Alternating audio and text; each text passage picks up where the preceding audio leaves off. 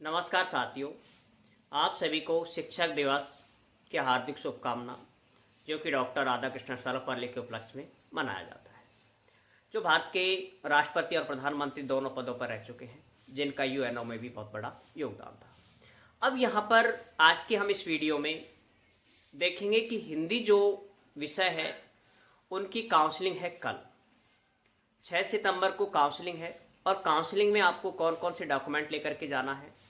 Counselling के बाद में शाम तक आपके ज्वाइनिंग आदेश डल जाएंगे और 7 तारीख या फिर आगे तक आपको ज्वाइन करना है।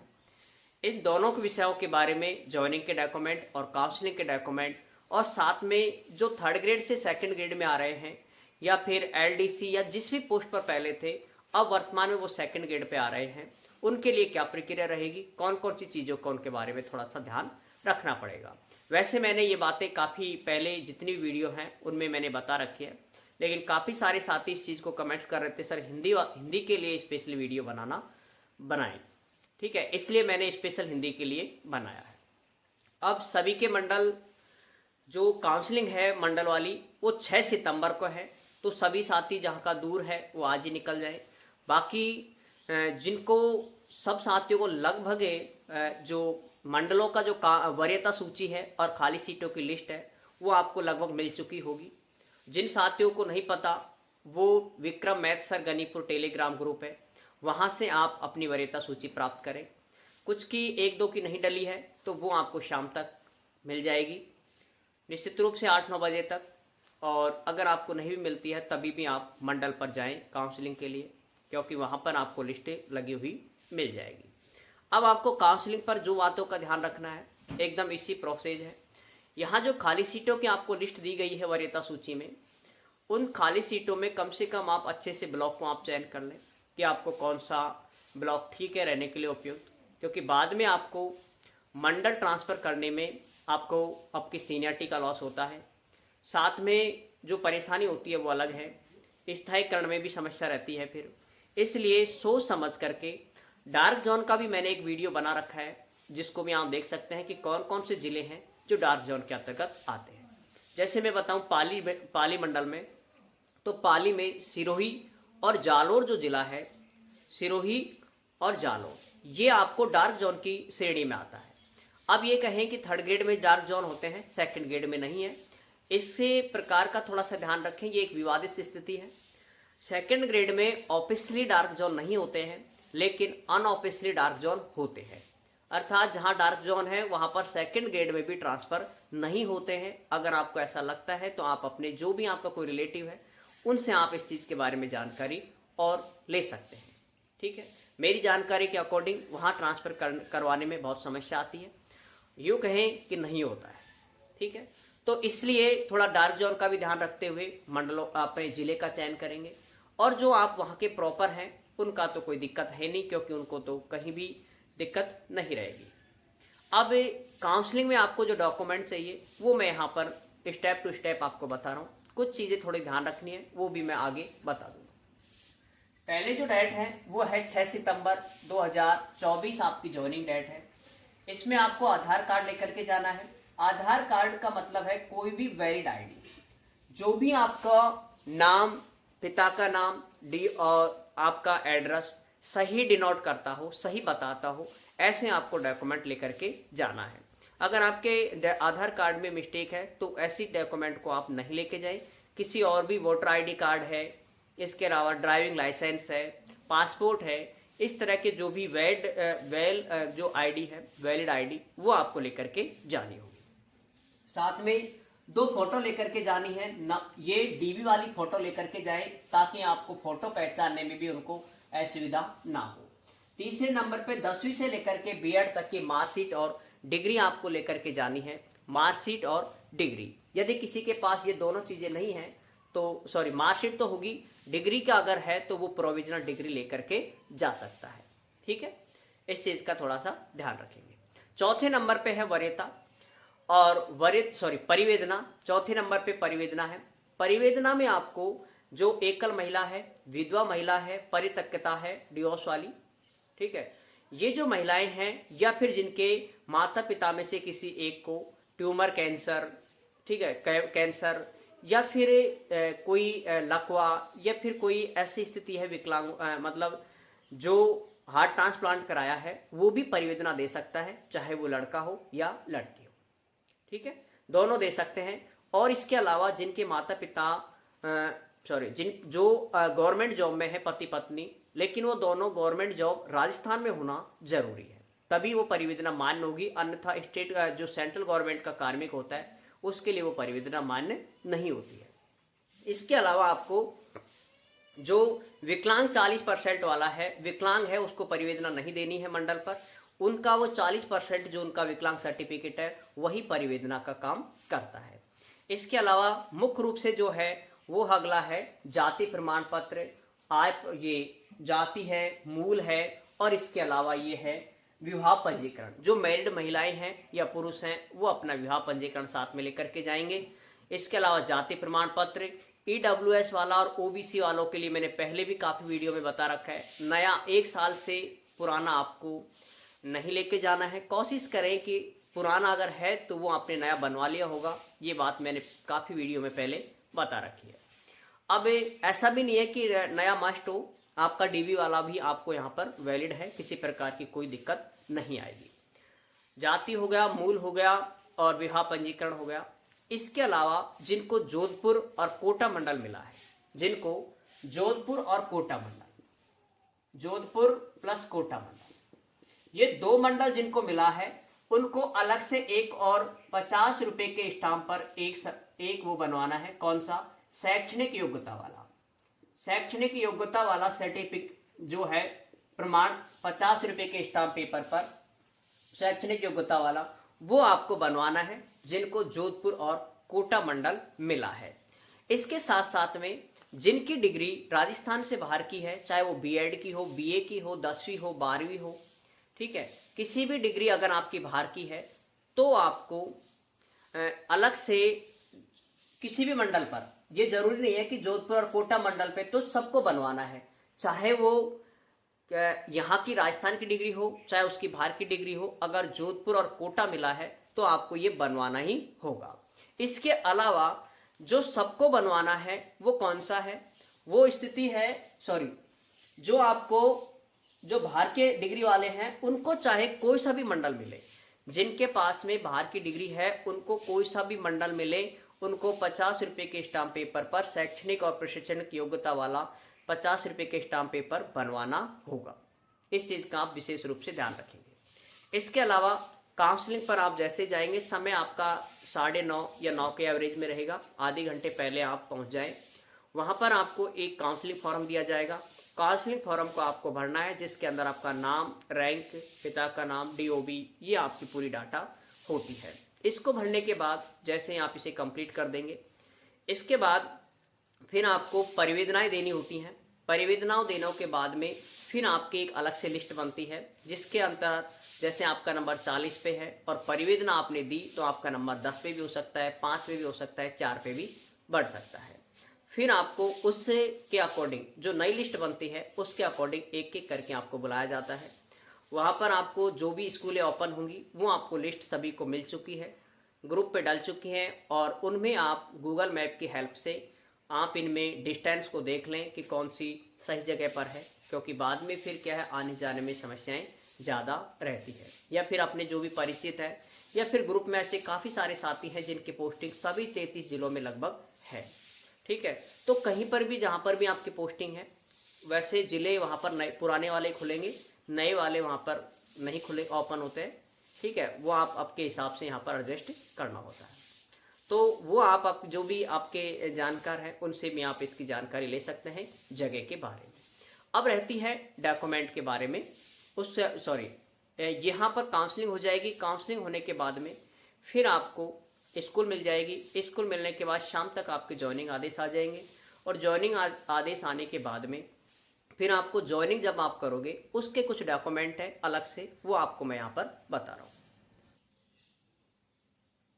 अब यहाँ पर कुछ ज्वाइनिंग के डॉक्यूमेंट है, वो भी आपको कंप्लीटली ध्यान रखने हैं।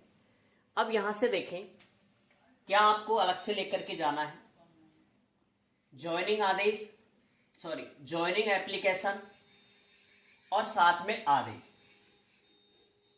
प्लस आदेश, ज्वाइनिंग आदेश में ज्वाइनिंग आदेश और ज्वाइनिंग एप्लीकेशन दो चीज है यहाँ पर। एक ज्वाइनिंग एप्लीकेशन है जो कि ग्रुप पे डाला हुआ है, और ज्वाइनिंग आदेश है जो कि आपको 6 तारीख को शाम को मिलेगा। ये दोनों आपको लेकर के जाने हैं। ज्वाइनिंग आदेश की आप 3-4 कॉपी करवा लें, ठीक है। और नीचे जो ज्वाइनिंग आदेश होते हैं, इसके अंदर नीचे की साइड में यहाँ पर जो जेडी का नाम आ जाता है, उसके साइड में आपके आदेश क्रमांक होंगे, ठीक है। नीचे साइड में होते हैं आदेश क्रमांक, वो आपको यहाँ पर इसमें लिखने होते हैं ज्वाइनिंग एप्लीकेशन में, ठीक है। इसके अलावा है मेडिकल सर्टिफिकेट आपको बनवाना है। कब? 6 तारीख को काउंसलिंग होती है, तो आप मेडिकल सर्टिफिकेट बनाएंगे 7 तारीख को, जो कि डिस्ट्रिक्ट के जिले से बनता है, ठीक है, और आपके होम जिले से बनता है, चाहे वो नया हो या पुराना हो। लेकिन एक पाली मंडल है जिसके अंदर ज्यादातर वहीं पाली का ही जो मेडिकल सर्टिफिकेट माना है। तो आप एक काम जरूर करें, आप आपके डिस्ट्रिक्ट का भी बना करके लेके जाएं। यदि उससे ज्वाइनिंग नहीं देते हैं तो वहां पर आप जाकर के अपने संबंधित जिले में बना सकते हैं जिसमें आपकी ज्वाइनिंग हुई है। अन्यथा आप आपके स्वयं के जिले का बना करके लेके जाएं, वही आपका मान्य होगा, उसी से आपकी ज्वाइनिंग होगी सभी जिलों में, सिर्फ एक पाली को छोड़ करके। तो उसमें पाली में भी कोई विशेष प्रिंसिपल है जो आपको इशू कर सकता है, अन्यथा आपका होम डिस्ट्रिक्ट का ही आपका वैलिड होगा। पुलिस वेरिफिकेशन आप सभी साथियों ने बनवा लिया होगा निश्चित रूप से, और नहीं बनवाया है तो आप आज ही अप्लाई कर दें ताकि 1-2 दिन में बन जाए, तब आप ज्वाइन कर लेना। इसके अलावा पुलिस वेरिफिकेशन होगा 10वीं से लेकर के बीएड तक के आपके कंप्लीट मार्कशीट और डिग्रियां, और साथ में प्रोविजनल डिग्री, ये आप लेकर के जाएंगे। वो आपको ओरिजिनल प्लस फोटोकॉपी, ध्यान रखना ओरिजिनल सभी में काउंसलिंग पे भी लेके जाना है और यहाँ ज्वाइनिंग पे भी लेके जाना है ओरिजिनल। तो ओरिजिनल का तो आपको बिल्कुल इशू नहीं होना चाहिए, सारे आपको ओरिजिनल ही देखेंगे। फोटोकॉपी का सेट आपको पूरे पे आपके साइन कर लेने हैं ताकि आपको वहां पर साइन करने की आवश्यकता ना पड़े, ठीक है। सेल्फ अटेस्टेड कर लेना। अंतिम संस्था का चरित्र प्रमाण पत्र जो आपने डीवी में भी दिया था, अंतिम संस्था का चरित्र प्रमाण पत्र, उसी की फोटोकॉपी आपको करवानी है और उसी को आपको देना है। साथ में अंतिम संस्था के साथ साथ में 2 चरित्र प्रमाण पत्र जो कि लेक्चरर या किसी डॉक्टर के साइन कराने पर आपको बनवाने हैं, जो कि 1-1 रुपए वाले आपने डीवी के समय भी बनाए थे, वो ही चरित्र प्रमाण पत्र आपको वापस से बनवाना है। इसके अलावा यहां पर है अगला जो पॉइंट है, वो है कि आपका जाति प्रमाण पत्र, मूल निवास, और यदि कोई विवाहित है तो विवाह पंजीयन भी चाहिए उसको, ठीक है। ये चीज आपको उनको चाहिए। इसके अलावा जो आय प्रमाण पत्र का है, आय प्रमाण पत्र का जो मैटर है, वो जिसकी आय 2.5 लाख से कम भरी है, ध्यान रखना, जिन्होंने अपनी आय को कितना भरा है, 2.5 लाख से कम भरा था जब आपने मूल फॉर्म जो कि 2nd ग्रेड का मूल आवेदन किया था उस समय, तो आपको एक आय प्रमाण पत्र भी ज्वाइनिंग के समय चाहिए। काउंसलिंग में नहीं, ज्वाइनिंग के समय आपको चाहिए। ज्वाइनिंग में सिर्फ एक ही शपथ पत्र चाहिए, वो है शैक्षणिक जो दस्तावेजों वाला, शैक्षणिक और प्रशासनिक दस्तावेज मेरे सही हैं, ये वाला सिर्फ एक चाहिए। वो किनको चाहिए कि जिनकी आउट ऑफ राजस्थान से डिग्री है उनको तो मस्ट है। इसके अलावा जिनकी डिग्री राजस्थान की है लेकिन जिनको जोधपुर और कोटा मंडल मिला है, उनको 50 रुपए वाला शैक्षणिक वाले 2 बनवाने हैं, एक काउंसलिंग पर एक ज्वाइनिंग पर, ठीक है। तो इस चीज का थोड़ा ध्यान रखिए। 5 शपथ पत्र आपको ज्वाइनिंग के समय चाहिए, जिसके अंदर दहेज और विवाह का आप एक में बनवा लेना, एक शपथ पत्र, धूम्रपान का 2, शैक्षणिक योग्यता का 3, शैक्षणिक या प्रशिक्षणिक योग्यता, चौथा आपराधिक प्रकरण का, और 5वां संतान संबंधित इसका। तो ये 5 शपथ पत्र है जो कि आपको ज्वाइनिंग के समय चाहिए, ठीक है। तो ये आपको डॉक्यूमेंट सारे लेकर के जाने हैं, साथ में मिठाई का डब्बा आप साथ में लेकर के चले जाएं, और एक आपको आईडी लेकर के जानी है। ये आईडी जिसमें आपका आधार कार्ड हो सकता है, जो भी आपके, जिससे कि ये प्रूफ हो सके कि एज ए आप ही हो, ये जो भी आपका नाम है वो आप ये हो। ये आपको डॉक्यूमेंट लेकर के जाने हैं और आराम से ज्वाइन करनी है। किसी भी साथी को कोई भी परेशानी नहीं आएगी निश्चित रूप से। अब तक सभी साथियों ने ज्वाइनिंग की है और किसी भी साथी को कोई परेशानी महसूस नहीं हुई है। अब वो साथी देख लें जो कि थर्ड ग्रेड से सेकंड ग्रेड में ज्वाइन करेंगे। जो साथी थर्ड ग्रेड से सेकंड ग्रेड के लिए ज्वाइन करते हैं उसके लिए देखें आप थर्ड ग्रेड से सेकंड ग्रेड में स्पेशल जो डॉक्यूमेंट चाहिए वो एक है, वो है आपका एनओसी। ठीक है, नॉट ऑब्जेक्शन सर्टिफिकेट, अनापत्ति प्रमाण पत्र जो कि आपको डीओ जारी करता है। ठीक है, वो आपको ऑफलाइन बनवाना ज़्यादा सरल है और इजी प्रोसेस से बनता है। ऑनलाइन करने में आपको समय का वेट करना पड़ सकता है। वही बात है, हमने किसी को व्हाट्सएप पे या ईमेल पे मैसेज कर दिया, अब वो डिपेंड करता है कि वो किस दिन उस मैसेज को देखेगा। लेकिन अगर हम ऑनलाइन किसी चीज़ से मिलते हैं तो वो जल्दी काम हो जाता है। तो आप सीधे डीओ ऑफिस में जाएंगे आपके ज्वाइनिंग आदेशों को लेकर के, या फिर अब तो ज्वाइनिंग आदेशों को लेकर के ही जाएं 7 तारीख को। उसके बाद बिना एनओसी के आप ज्वाइनिंग ना करें, इस चीज़ का विशेष रूप से ध्यान रखेंगे। ठीक है, और इसके साथ साथ में दूसरा है आपको होना है रिलीव। ठीक है, सभी साथी रिलीव होंगे, कोई भी रिजाइन नहीं देगा, रिजाइन नहीं दे, इस चीज का विशेष रूप से ध्यान रखेंगे आप। ठीक है, देखो रिलीव और रिजाइन में क्या अंतर है मैं थोड़ा सा आप यहां पर हल्का सा बता देता हूं। अगर आप रिलीव होते हो तो आपकी जो थर्ड ग्रेड की सर्विस बुक है, जो थर्ड ग्रेड की पर्सनल फाइल है, थर्ड ग्रेड के आपके पूरे कंप्लीटली जो ऐसे सोच सकते हो कि आपकी ज्वाइनिंग है, वो सेकंड ग्रेड में ट्रांसफर होती है। ठीक है, लेकिन अगर आप रिजाइन देते हो तो आपकी सर्विस बुक हुआ, पर्सनल फाइल हुई, पीएफ फाइल जिसको बोलते हैं, वो सारी आपकी एंड हो जाएंगी, उनसे कोई मतलब नहीं रहेगा, वो दोनों आपकी एक तरह से रद्द मतलब डिलीट हो जाएंगी और आपको नए सिरे से ज्वाइनिंग होगी। नए सिरे से आपकी जितनी भी आईडियां हैं, साला दर्पण आईडी हो, पे मैनेजर आईडी हो और एम्प्लॉय आईडी, आपकी वही एम्प्लॉय आईडी भी डीएक्टिवेट हो जाती है, वो भी नई बनती है। ठीक है, तो ये सारी चीजें ये सोच सकते हो कि थर्ड ग्रेड में आपने जो भी ग्रहण किया था, चाहे वो एसओसो आईडी हो, एम्प्लॉय आईडी हो और जितने भी आपने थर्ड ग्रेड में जो भी आपने फॉर्म फिल किए थे, वो सारे फॉर्म आपके डिलीट है एक तरह से और एकदम फ्रेश पोस्टिंग मानी जाएगी अगर आप क्या होते हैं रिजाइन देते हैं तो। इसलिए आप क्या करें, रिजाइन नहीं दे और आपको होना है क्या, रिलीव होना है, रिजाइन नहीं देना है। तीसरे नंबर पर है वो है आपका सेवा संतुष्टि प्रमाण पत्र, सेवा संतुष्टि प्रमाण पत्र। ठीक है, ये आपको टेलीग्राम ग्रुप पे मिल जाएगा, इसकी आप चिंता नहीं ले, इसको आपको निकलवा करके और अपने पीओ के, एचएम के नहीं, पीओ के आपको सील साइन करवाने होंगे। ठीक है, इसके अलावा ये करने के बाद चौथे नंबर पे जो है आपका वो है थर्ड ग्रेड के ज्वाइनिंग आदेश। ठीक है, थर्ड ग्रेड के ज्वाइनिंग आदेश प्लस कार्य ग्रहण आदेश, प्लस कार्य ग्रहण आदेश। पांचवें नंबर पर कार्य ग्रहण आदेश कौन सा वाला, ऑनलाइन वाला, ऑफलाइन वाला नहीं। इसमें जो कार्य ग्रहण चाहिए वो आपको ऑनलाइन वाला चाहिए, शायद आपको दिया होगा निश्चित रूप से। कार्य ग्रहण है वो आपका है ऑनलाइन वाला, यहां पर जरूरी होता है। ठीक है, तो ये डॉक्यूमेंट है जो आपको साथ में लेकर के जाना है।